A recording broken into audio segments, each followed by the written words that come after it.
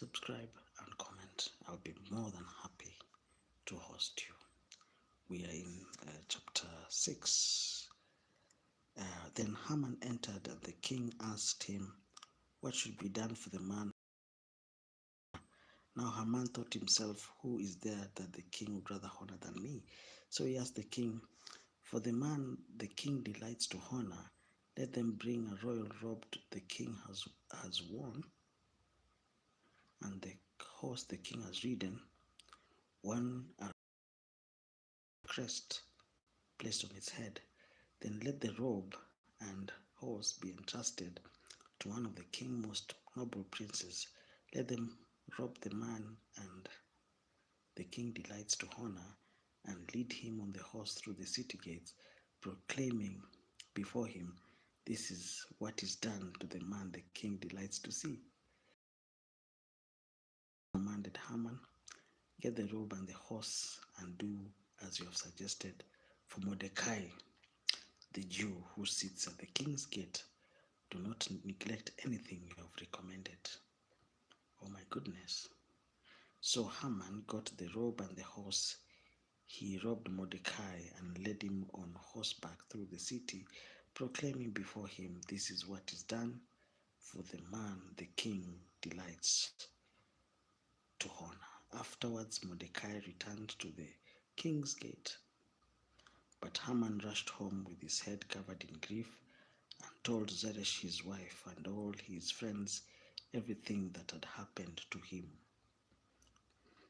His advisors and his wife Zeresh said to him, since Mordecai, before whom you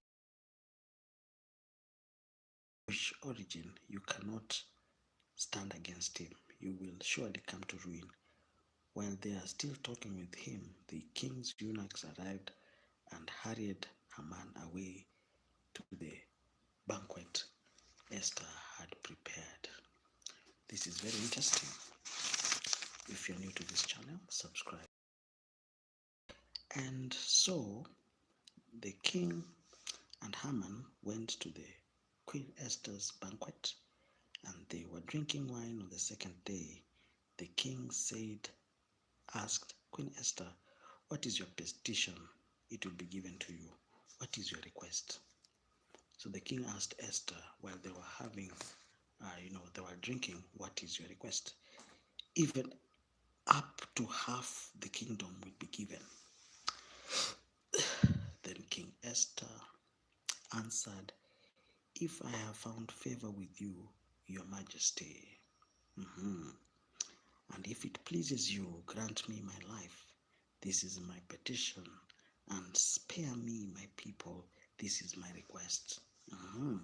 For I and my people have been sold to be destroyed, killed, and annihilated.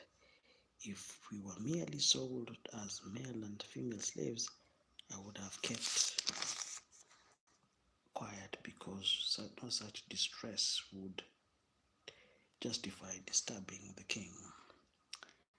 The king asked Esther, who is he? Where is he? The man who has dared to do such a thing? Esther said, an adversary and an enemy, this vile Haman. Oh my God, so Haman was exposed while they were having a party.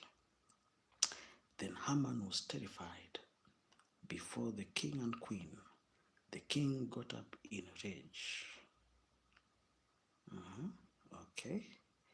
Left his wine and went out into the palace garden.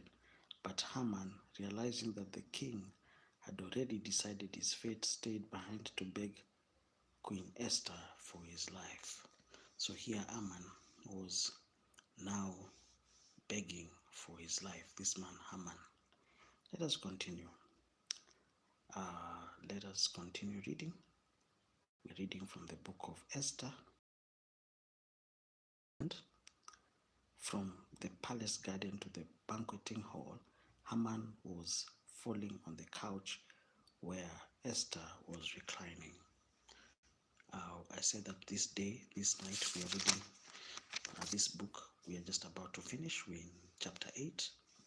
If you're new to this channel, I want to welcome you.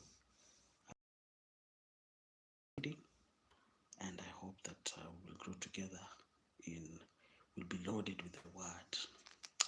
If you're new to this channel, kindly, we usually read the scripture every day for 1 hour or maybe 2 hours tops. Then later on we can, you know. So if you're new to this channel, subscribe and comment. If you are from any other religion, I can see some Muslims here. Reading the scripture will not harm you. I'm not sure. I am very sure you will not lose your night's sleep. Reading the scripture will not make you poor. It will not make you a lesser Muslim if you join this channel. So if you are a Muslim, you're welcome to read with us. Let us continue. As soon as the word left the king's mouth, they covered Haman's face. Then Habona, one of the eunuchs attending the king, said, "A pole reaching to a height of 50 cubits stands by Haman's house. He had it set up for Mordecai, who spoke up against the king." Then the king said, "Impale him on it." Oh my goodness. So they impaled Haman on the pole he had set up for Mordecai. Then the king's fury subsided. We're in chapter 8. On the same day, King Xerxes gave Queen Esther the estate of Haman. So everything that belonged to Haman went to Esther, the enemy of the Jews. Then Mordecai came into the presence of the king, for Esther had told how he was related to her. The king took off his signet ring, which he had reclaimed from Haman, and presented it to Mordecai. And Esther appointed him over Haman's estate. If you're new to this channel, we are reading from the book of Esther. Esther again pleaded with the king, falling at his feet and weeping. She begged him to put an end to the evil plan of Haman, the Agagite, which he had devised against the Jews. Then the king extended the golden scepter again. The king extended his golden scepter to Esther, and she arose and stood before him. "If it pleases the king," she said, "and if he regards me with favor and thinks it's the right thing to do, and if he's pleased with me, let an order be written overruling the dispatches that Haman, the son of Hammedatha, devised and wrote to destroy the Jews in all the king's provinces. For how can I bear to see, disaster fall on my people?" If you're new to this channel, it is my desire that you have decided to join us. And I've said that it is such a wonderful,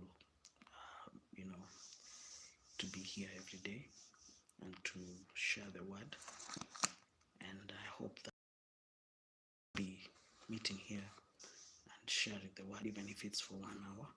I'll be streaming live for 1 hour. And I'm sure within the end of this month, we'll be able to clear the scripture. Okay, I hope that even if I'm not live, that some of the things that we have done, so that you can have, you can have an idea of what we are doing. Thank you so much, guys, for being patient. We'll continue tomorrow after the book of Esther. It is, the book of Job. Wow. You see, when we get to the book of Job, then you realize we are just about to finish reading the scripture. Oh my God. We have finished Nehemiah. We have finished, we're just about to finish the book of Esther, and I know that it means that we are just not far. We are not far from finishing, and it is such a delight. I would really want to finish reading the book. In fact, even today, if we start chapter 1 of the book of Job, it would be with great pleasure. So don't worry. Now we are taking a break of maybe 5 minutes, and then we'll continue reading and finishing the book of Esther. Don't go anywhere. If you have any question, once we have just arrived at the book of Job, just to know that we